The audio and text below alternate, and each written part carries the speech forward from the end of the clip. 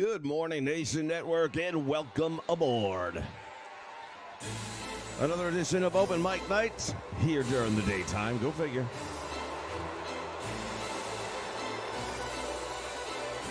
And how the heck you doing this morning? And now, America, I ask you to stand up. It speaks.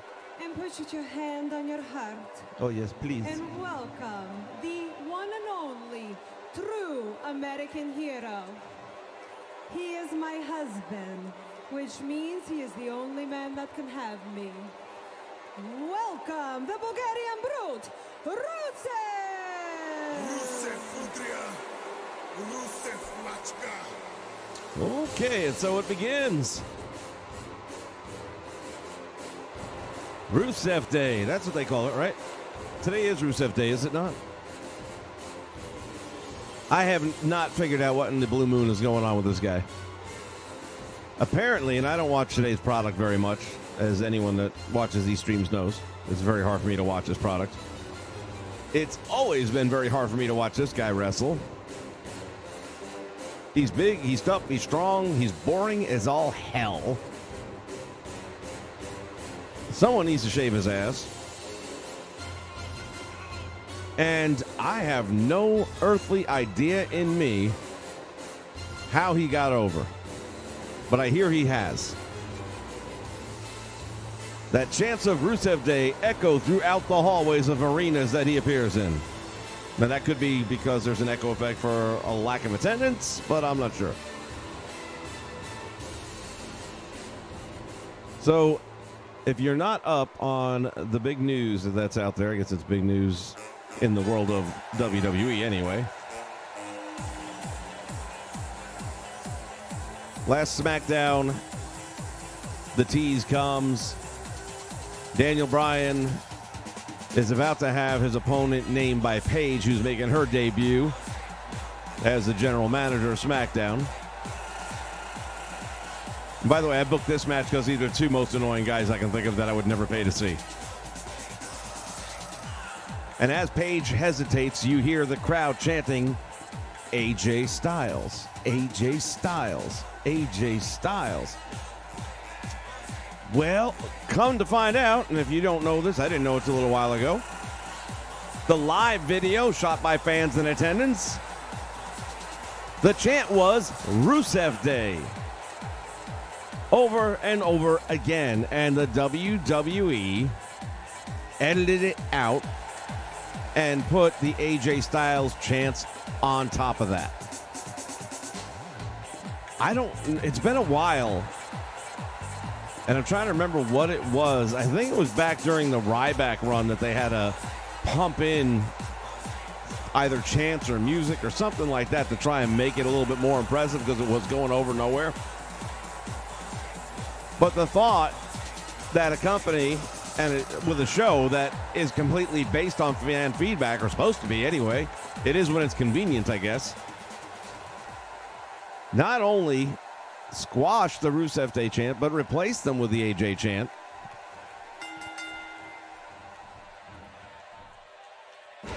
And now the other news come out is that there's strong implications that Rusev wants out. Out and go where? Dude, it's like, I don't, am I alone? Does anyone enjoy watching a Rusev match? Has Rusev ever been booked in a match that you're like, yeah, I'm looking forward to that? Because I can tell you right now, no. There's nothing. I mean, nothing. And welcome, Sean. Thank you for stopping by the stream. There's absolutely nothing at all about the guy that makes me want to watch a match. Not even the blonde bimbo at ringside. You know, a lot of people think she's all this and all that. I'm like, man, she got a tough-looking face to me, man. Just very masculine face. Yeah, she's, neck down, she's got a pretty racked-up body and all that. But, man, that face, that's hard for me to get past that. There are a million better-looking women in wrestling today. A million might be a strong number, but a lot.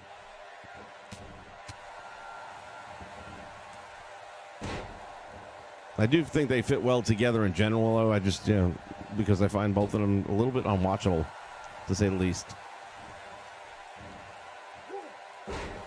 borderline arrogant.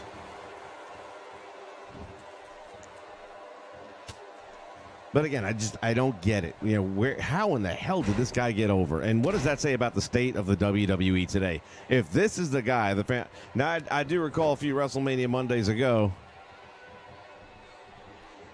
What's his dick had his stupid music being chanted all the way through to the subways. But that was entertaining, and that lasted for about oh goodness, what, maybe a month? Fandango. He lasted about a month. This thing apparently has actually grown legs and keeps on going. I just don't get it. I just don't get how all of a sudden fans find this guy some form of entertainment. I will not miss him should he be gone. Wouldn't matter. Like I said, I don't watch it anyway, so I have no dog in the fight. I was just surprised to find out that he's being received the way he is by today's fans.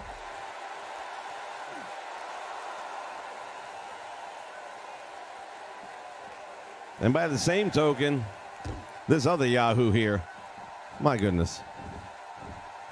No way, Jose.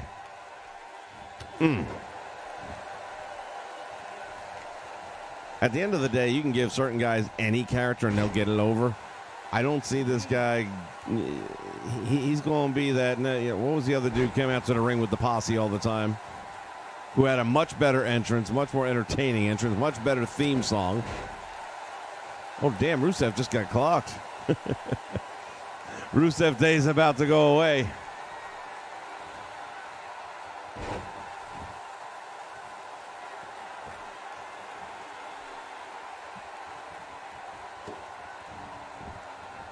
So what, you don't think Vinnie Mac wanted him to get over? I mean, he's got the opportunity for everybody to break through the glass ceiling, I thought.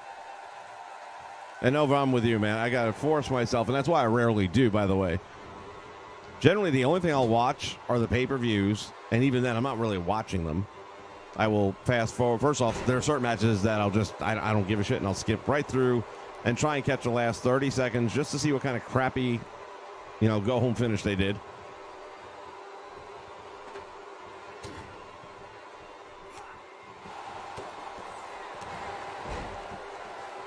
But generally speaking, there's very few. It took me 3 days to get through WrestleMania. And I didn't watch every match. The only match I watched bell to bell was Charlotte and Asuka, and I think everybody has agreed that was damn near the match. That was the match that took the show. I went back days later to watch the main event just because of everything I heard about the blood. And to see, what happened. Was it legit? Which we know with Brock, he likes to go the hard way, and he did. But good Lord, it was the main event, and they were booing it. Okay, apparently it's Rusev Day. My calendar's in the other room. I didn't have a chance to look, but I guess it's Rusev Day. And welcome to the main roster, you boring piece of no Jose crap.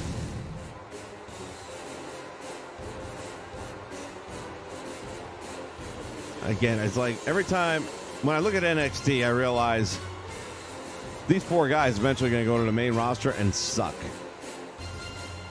Their best days are in NXT. And just look at the laundry list of names that you can come up with that you could say that about. We'll start with the Ascension. The team that should be the great tag team in the WWE today. They should be the top contenders. They're being buried right up there with I got kids.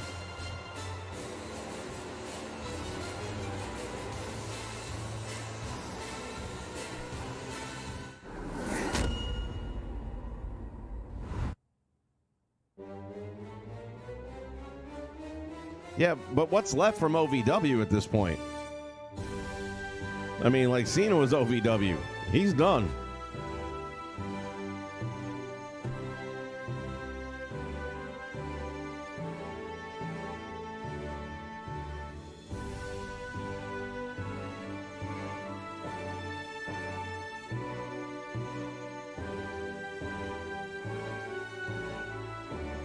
I don't know. I can't.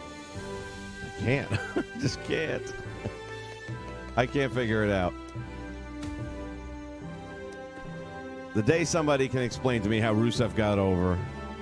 What was the moment? What was the golden galvanizing moment that Rusev suddenly got through to the crowd? Not even as a heel, by the way. And managed to somehow get over. Are you ready? I am absolutely amazed at that. What to do? You think you could tell us what to wear?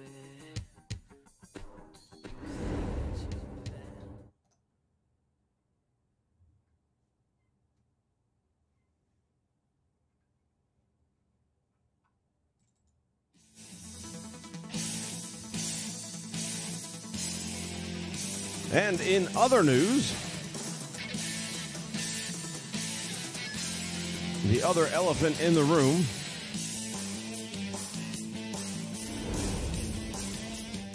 no, they could have made him the next LOD. That's the whole thing. There's no reason that shouldn't have worked, especially if you're going to bring friggin' Paul Ellering back. You bring him back for what? The Authors of Pain? A couple of fat asses? Couple of fat asses that are wearing the Shield's gimmick?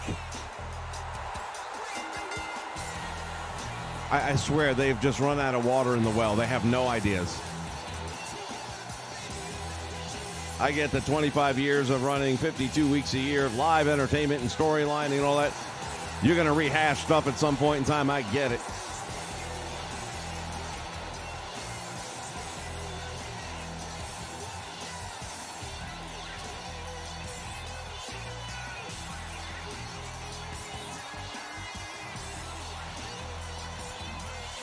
And I'm still hoping that that's where this is going now that Paul's been ostracized for the AOP. That instead he goes out and now teams up with the Ascension and brings them where the hell they should have been in the first place. Lights a fire under that team. They come out.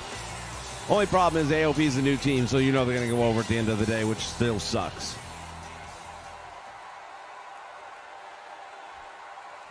But as they proved in NXT, they didn't need Paul. There is the difference, by the way. AOP had to have Paul Ellering because God knows they couldn't get it done on their own. Moving along, story number 2.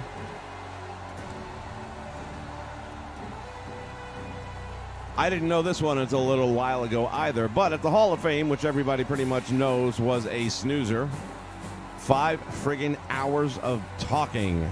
Guys, you gotta get a grip on that show. It cannot run more than 2.5 hours, man. Nobody wants to go to a friggin' award ceremony for more than 2.5 hours. This ain't the Academy Awards, and even then, those suck too. Goldberg, it wasn't like the arena decided, screw it, I'm going home. While some of them did.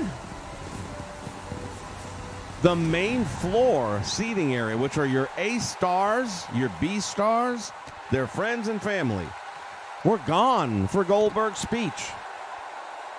And there are photographs out there that were taken at the event live, which goes back to, again, WWE's clever editing skills. Their rewriting of history, if you will.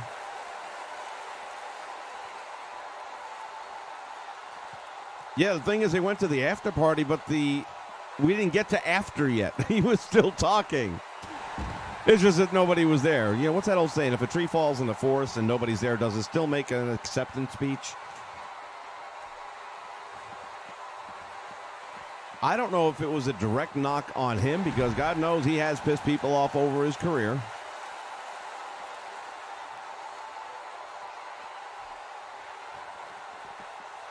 But I was absolutely floored when I saw these photographs and how few. It was actually more embarrassing for the 10 that stayed. I think that made it worse. And I don't know how much of that he brought on himself. Didn't he do like 30 minutes? I think he went about 30 minutes on his little speech there. Damn, Y2J going at it. And by the way, speaking of Rusev Day, going back and forth here today, Rusev was pulled from the big card coming up on April 27th. Well, he was pulled from the big event. He was going to go one-on-one with The Undertaker, put out some tweets, one of which really didn't sit well, apparently, with Michelle McCool, who may or may not have stirred some shit. Rusev said something referring to The Undertaker, saying he was going to kick his old ass. And perhaps the powers that be felt, hey, that's disrespectful to, our guy. This is one of the legends. You don't do that. And we're still trying to push him and squeeze another dollar out of him if we can. All right, let's get these two boys in the ring and settle this thing, shall we? Oh, did I forget to... Come it.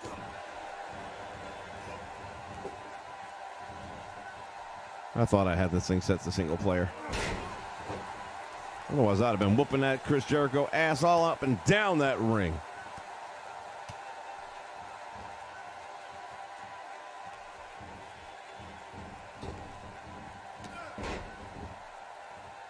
Who's next?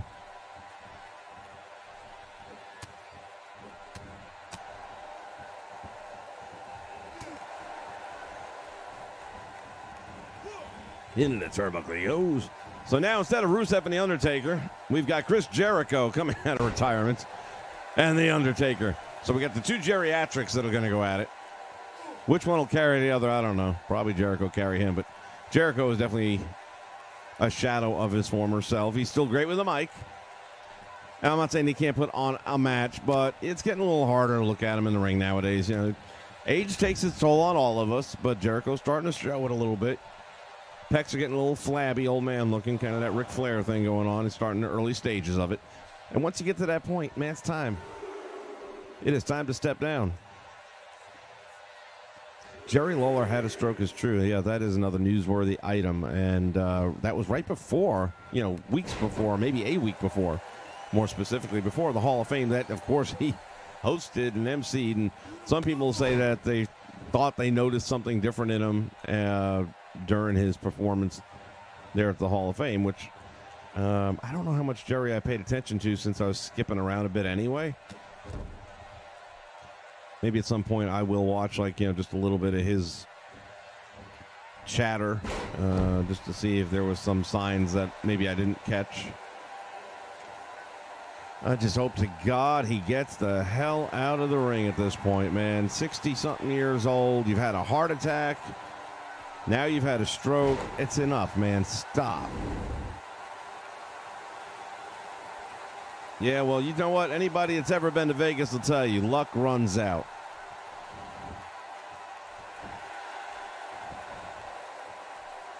Oh, Goldberg not ready for that yet. No. Goldberg says, not one, we're going to go two. Jeez, Jericho, you must have pissed him off bad. I don't see him getting up. No, he ain't getting up. He don't want none.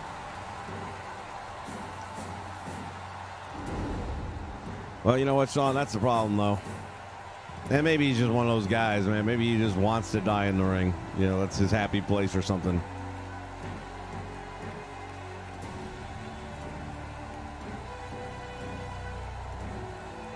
Well, it won't be a WWE ring because they sure as hell never going to let him wrestle again. And the idea of dying in the ring in front of 100 people, that's pretty sad when you're that kind of legend. But so yeah, Jericho now goes up against The Undertaker. Rusev is expected to be in the 50-man Royal Rumble.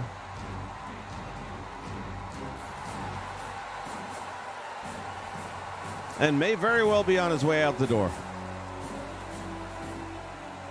Rusev says he's not happy, allegedly says he's not happy with how he's being used. Dude, you're being used. I don't know how that's happened. I mean, how many damn years he been there? He started out feuding with Cena. How many friggin' years ago was that? And he ain't gotten anything. I'm just sorry, man. Like I said, he's a big, strong guy, and he, to me, he's just another Mark Henry. You know, big muscle-bound guy and brute strength and all that kind of stuff, but no real wrestling talent. And God knows he can't do squat on a mic.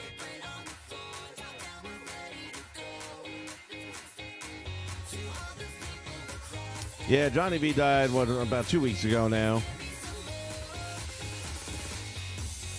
And that wasn't, the way that went down was terrible, too. I still haven't heard I know they were investigating the accident to see if there was any fault to be had. I think the weather conditions were a little sketchy, and from what I read, where he was crossing the road was kind of like maybe at a hard curve type of thing where visibility for drivers isn't too good because you're coming around the curve and you don't see what's ahead of you, which again goes back to, was the driver going too fast for those conditions? Was Johnny, not using the proper crosswalk area and that kind of crap? It's hard to say. It doesn't really matter at this point in time because he's gone.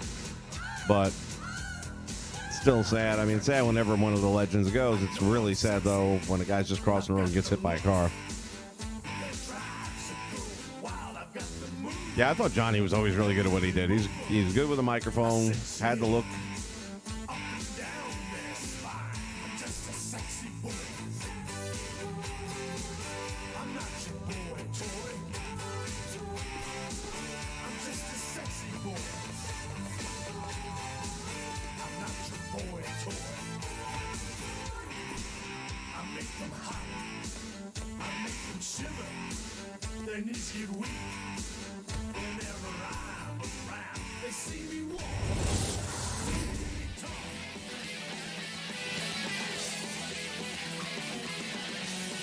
All right, we're going to get a preview of this match that they've now booked for this big card over in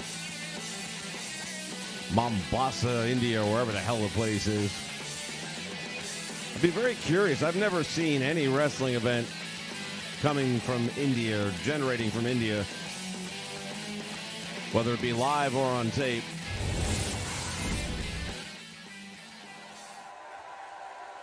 So I'm going to be very curious to see what their audience is like. Yeah, I remember the first time I saw wrestling from Japan and how quiet they were, and I was like, what the hell's going on here? By the way, SummerSlam 88 is still one of my all-time favorite wrestling events. It is way up there.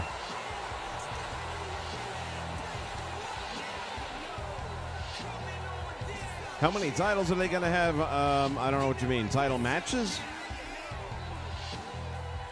I think there's actually... I don't know. I feel like there's a few. I believe both Raw and SmackDown titles are being defended. I could be wrong. I don't remember the card. At least one of the women's, I would think, is being defended, and at least one tag team title is being... There's probably going to be a good 5 title matches. And I would think they'd throw the cruiserweights in. What? They're going to make an India title? Really? Because the UK title's gone over so well. They have a great UK tournament and then have no program after that. It's like an annual event now. It's not a title, it's a trophy. I think Japan's already pretty good on their own when it comes to wrestling. I don't think they need the WWE.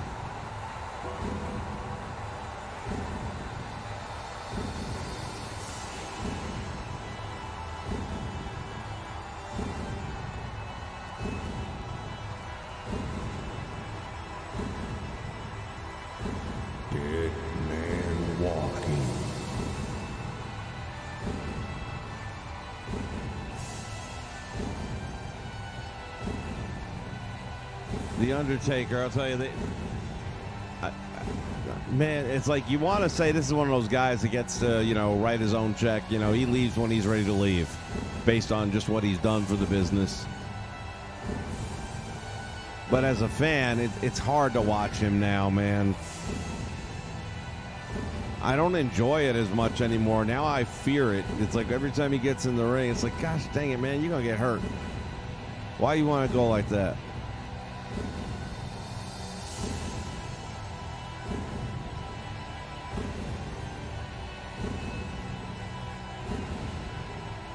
Got mad respect for the guy, though, I'll tell you that. He is indeed the big dog.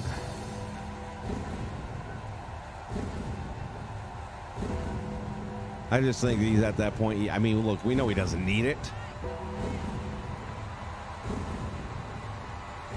And there's times when I wonder, it's like with Mania this year, I wonder how much he really wanted to do it. And then just how much Vince kind of, come on, man. Come on, pal. It'll be like the old days. We'll make a lot of money. Hell, I'll let you squash Cena. I know, man. That's what I'm talking about. When you're at that point where you're getting hips and knees replaced, maybe in-ring competition's not the thing anymore. And what is the logic in squashing Cena? I mean, I get that he couldn't do a match based on his condition and all.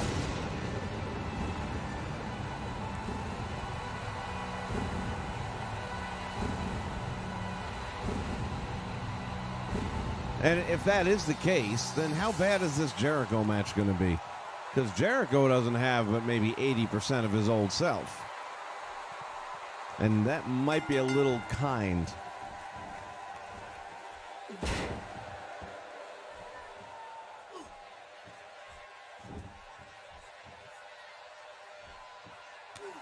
Ooh, bitch slap. Bitch slapped him. And just a reminder, this Tuesday morning at 1 a.m., we've got the big Break the Bank card. AJ Styles getting ready to face off against Baron Corbin. Looking to get even for Baron Corbin, interfering with him in his match against Daniel Bryan last week here on Open Mic Night.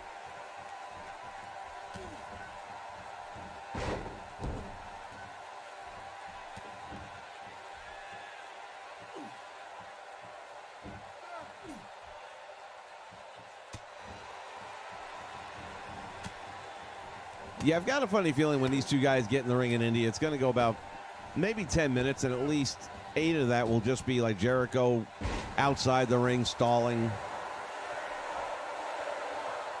Then he'll come in and walk right into a tombstone.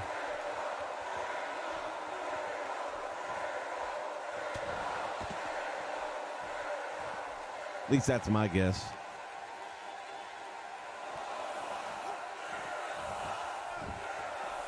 Just the fact that they took Rusev out of the match like they did, yeah, it says a lot.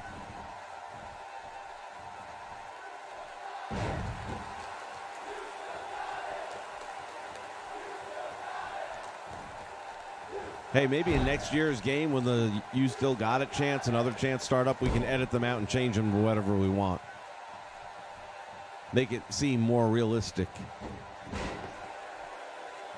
I got to tell you, I mean, it worked because I really thought they were chanting for AJ Styles.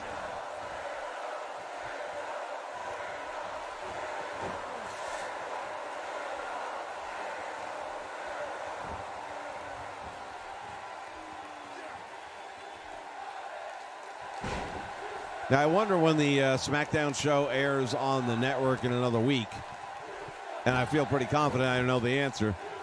Are they going to let it go the way it was, or are they going to edit it out to say AJ Styles?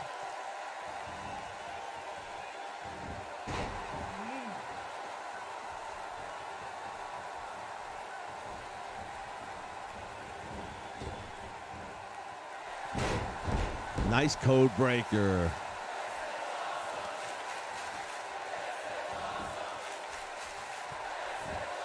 Well, we could have an upset right here. Ooh, 2 count. 2.5 count.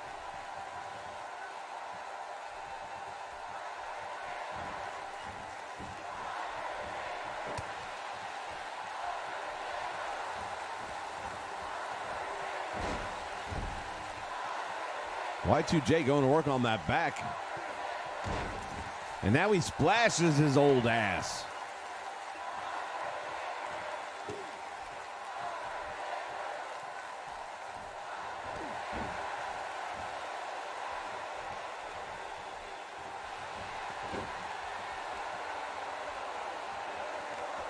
Walls of Jericho. There it is.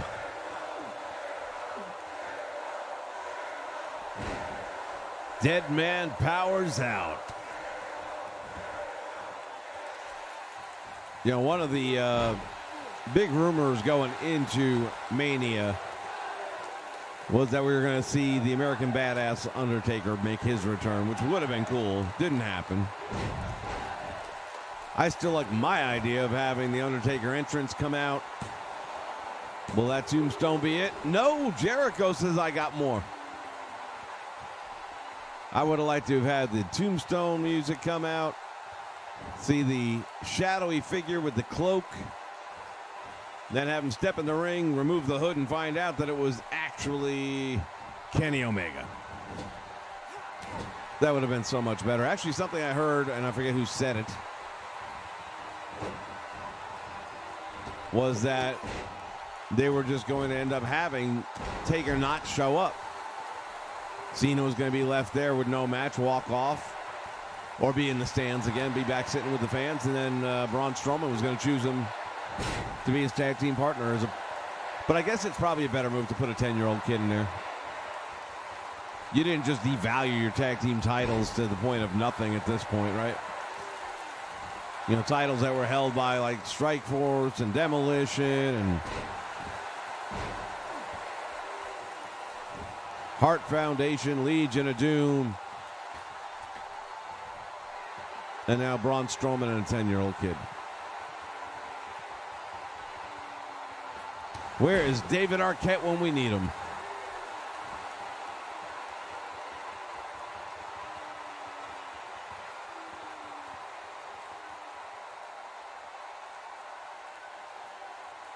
Well, look, if I had his wife, I'd be home with his wife, too.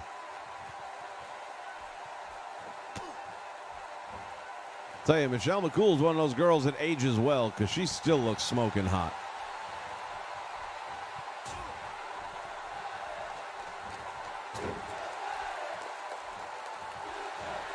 But I'll say this, to all the people that used to accuse her of, you know, hanging and banging with The Undertaker just to promote her own career, they're still together a lot of years after she's done in rings, so.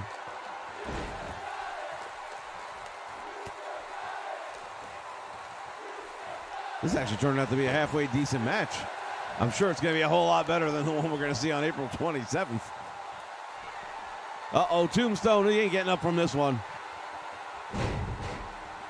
Only chance is if he's in the ropes.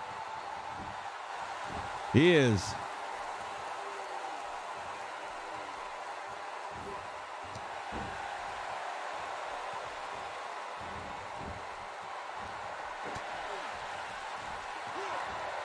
Ooh, Jericho rocking the dead man.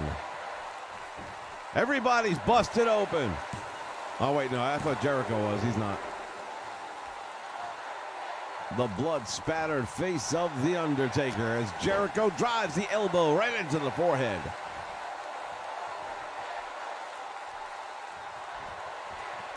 Another code breaker. Down he goes, and that should be it. Drags him away from the ropes, hooks the leg, referee out of position, get there. Jericho on the cuspice of an upset, and he does not get the pin. That was close.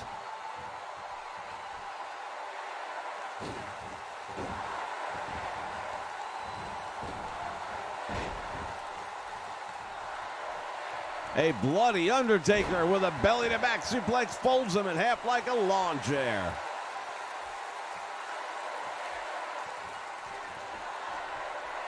Another tombstone. He's in the ropes.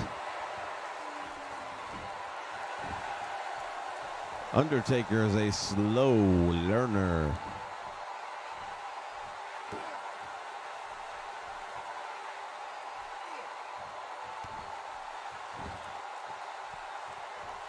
Like I said, I'm willing to bet that this match right here is going to be 5 times more entertaining than the one they'll have on April 27th, which you can watch on the network for just $9.99.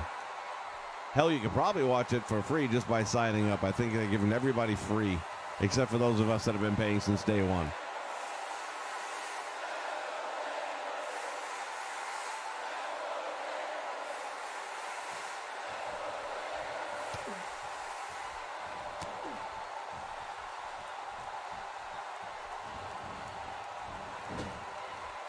These two going back and forth here. Referee's going to check out The Undertaker and see if his old ass can hang anymore. I have yet to get a match to have an injury.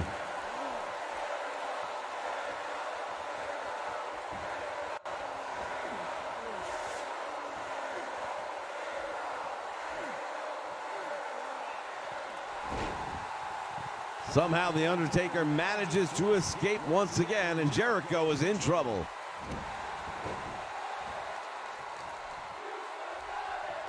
I'm definitely going to watch it, at least some of it, just because I want to see the atmosphere. Last ride, will that be it?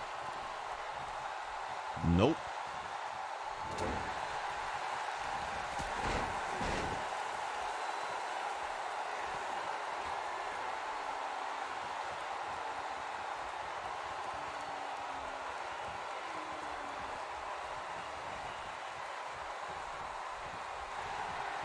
Another code breaker. Good. Look at the blood all the way onto the chest now, The Undertaker. He is wrecked.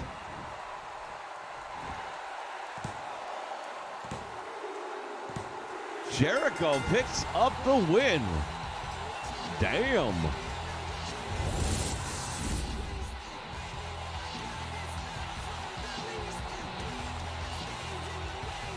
All right, guys, this was just going to be a quick one, open mic night special to talk about all things that are the world of wrestling.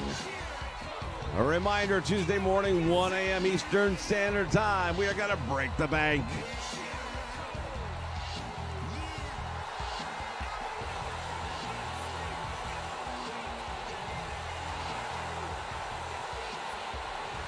The Rise Championship will be on the line.